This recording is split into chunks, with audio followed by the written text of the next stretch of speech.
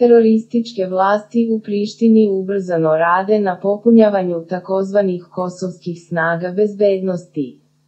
Računa se da će do kraja godine KBS narasti za 600 novih pripadnika, jer je zvanično raspisan konkurs za prijem novih kadeta.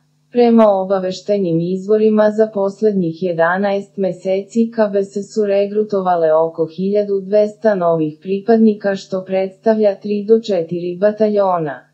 U ovom momentu, jedan od glavnih zadataka je njihovo naoružavanje. Izbor je pao na Bugarsku, čiji je ministar odbrane Dragomir Zakov izjavio da će ova zemlja pružiti podršku Kosovu za članstvo u NATO i drugim međunarodnim organizacijama.